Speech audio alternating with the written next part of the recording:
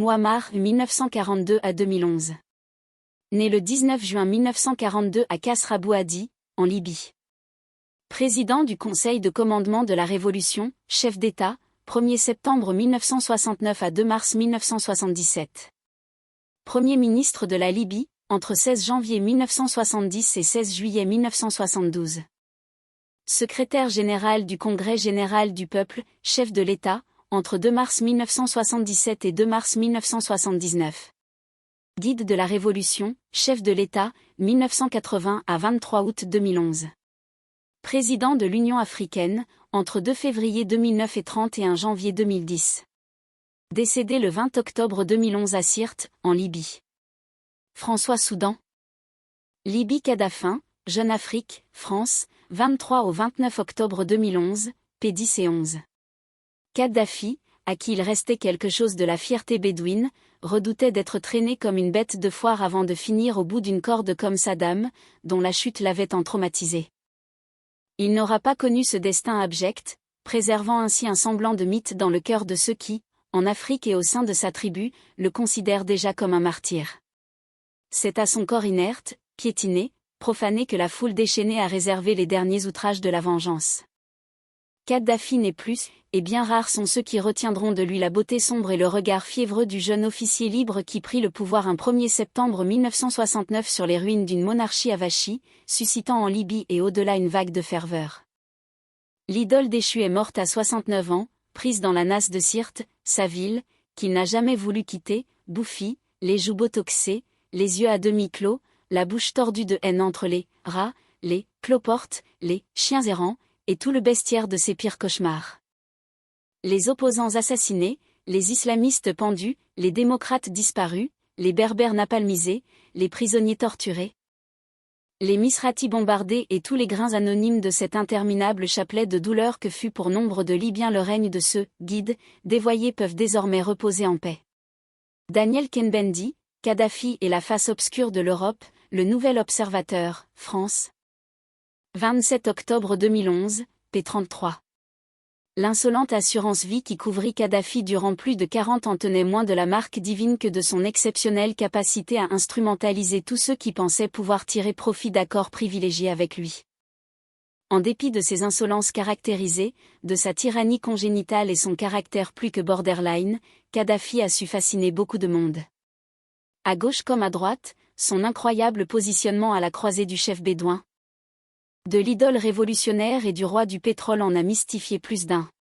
Fort de la richesse pétrolière de son pays et d'une situation géostratégique exceptionnelle au sud de la Méditerranée, aux confins à la fois du Maghreb et du Macrec, de l'Europe et de l'Afrique subsaharienne, Kadhafi a su, avec une habileté consommée, profiter au mieux de la cupidité, de l'immoralité et aussi de la naïveté de nombre de ses interlocuteurs.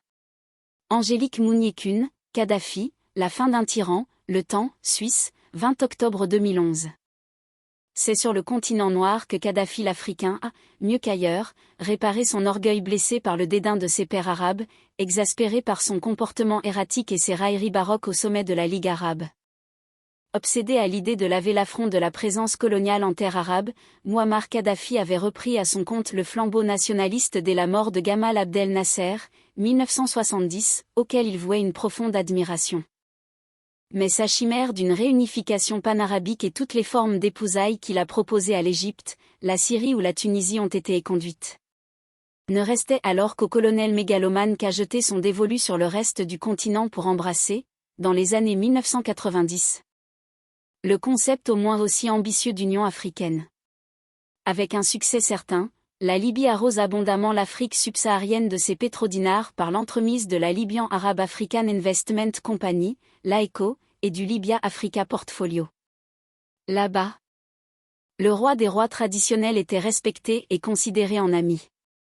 Si Kadhafi demande à venir, nous l'accueillerons à bras ouverts, déclarait ainsi il y a peu le Premier ministre de la Guinée-Bissau.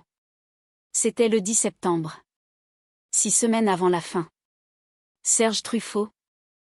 Mort de Kadhafi, Le Chien Fou, Le Devoir, Québec, Canada, 21 octobre 2011, p. à 8. Au classement de la dictature, Kadhafi s'est toujours distingué de ses homologues par sa propension à accompagner la répression de ses concitoyens par la réalisation de coups sanglants à l'étranger. Le proche comme le lointain. Lorsqu'il ne faisait pas exploser un Boeing au-dessus de l'Écosse, il envahissait le Tchad. Lorsqu'il n'invitait pas les brutes sanguinaires comme Charles Taylor à venir s'entraîner en sol libyen. Il fournissait en armes et en argent les brigades rouges italiennes ou les militants de l'IRA. À la différence d'un Ben Ali ou d'un Hosni Moubarak, il s'alimentait jour après jour aux sources de la mégalomanie la plus absolue qui soit. À preuve, le plus récent titre dont il s'était affublé, le roi des rois d'Afrique. Question titre, celui auquel il fut le plus attaché tout au long de son règne et leader de la révolution. Libyenne? Non, mondiale. Parce qu'il avait écrit un livre vert qu'il présentait comme la troisième théorie entre le capitalisme et le socialisme, il estimait qu'il lui revenait le droit de commander la Libye, le Moyen-Orient, l'Afrique.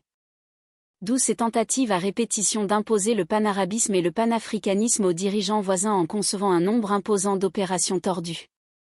À preuve, bis, il a été acteur d'une douzaine de coups d'État sur le continent africain. Il était mégalo et tout naturellement mythomane.